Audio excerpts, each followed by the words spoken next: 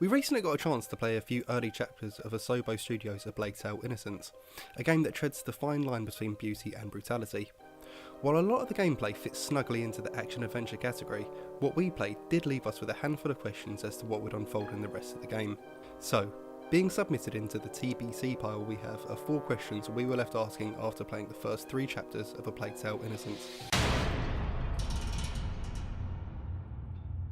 If this is the first you're hearing about A Plague Tale, it's a game set in France during the time of the plague, meaning that along with other things, the game's sibling duo, Meteor and Hugo, will have to try and not get eaten by plague-ridden and fairly hungry rats, and we want to know whether players will be able to kill these bloodthirsty critters in the game.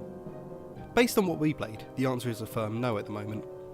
Meteor and Hugo are able to ward off legions of rats using sources of light.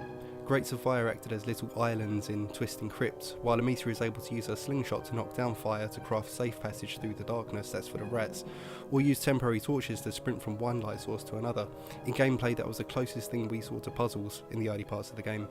Light isn't the only way you can avoid becoming rat dinner though, with some opportunities allowing Meteor to create distractions using handy things like hanging meat to knock down and distract the rats. It all feels more as if the rats are going to be a threat you're going to have to learn to live with in the game rather than something you can actually take on. Based on what we saw, we're hoping the full game doesn't give too much power to the player, at least when it comes to the rats. From what we saw, the rats were a near perfect balance of enemy, one that acted as a constant threat when it showed up, while remaining relatively simple to deal with. Run, Hugo, run!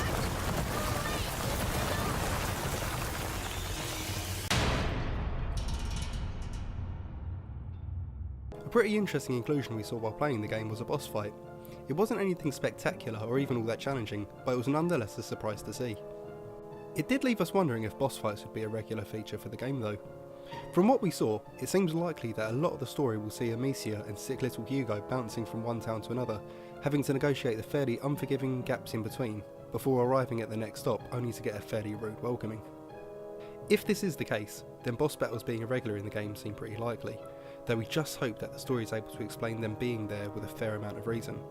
The boss battle we played through was a perfect example of this blend of boss trope and a fairly plausible reason for actually showing up, with the soldier having lost his wife to the plague and, being a bit torn up about it, let his grief turn to an insatiable bloodlust that has him trying to murder 2 small children because, reasons.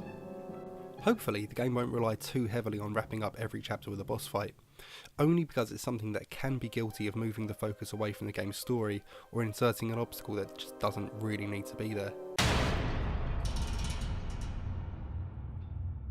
It's a fairly strange question, I know, but with games these days often cramming an open world or semi-open world setting into their game, seeing the choice that A Plague Tale had in falling back on a collection of tight-knit sets was a nice change of pace. It meant that chapters in the game unfolded in those action-packed set pieces that were reminiscent of what we saw in The Last of Us or the Uncharted series, but, you know, with less tanks.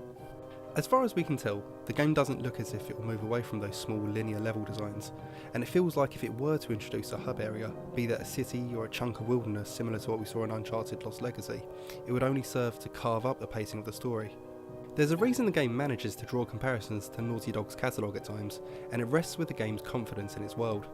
From what we played, it feels like a developer has built a world that's dependent on its characters and its plot fleshing out the world, rather than the size of an environment. Hopefully, that feeling will translate over to the finished product. Don't get me wrong, I'm not against the idea of open worlds when and where they fit, but based on what we played of A Plague Tale, wide open spaces look as if they will only serve to dilute those sections of gameplay that feed on the claustrophobia the game manages to create in its limited space.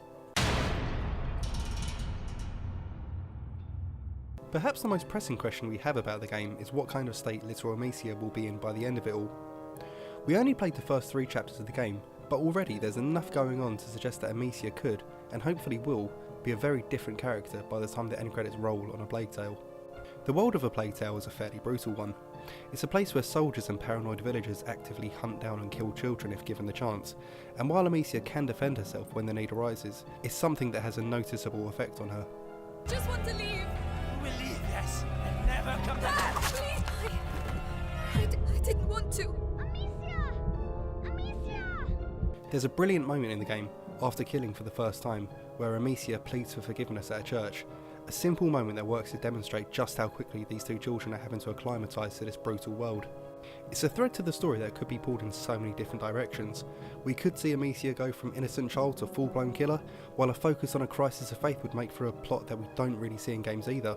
It's a horrible thing to say, but I really hope A Plague Tale ends up being a pretty unforgiving story. Everything we've seen so far from the game suggests that a happy ending isn't exactly a priority, and a little part of me hopes that we're presented with a very different, hopefully angrier, Amicia from the one we get when we start playing. There you have it, 4 questions that we were left asking after playing a bit of A Plague Tale Innocence ahead of its May 14th release. Are you excited about the game, or is it flown under the radar for you? Let us know in the comments, and feel free to like and subscribe if you like the stuff we make. Bye!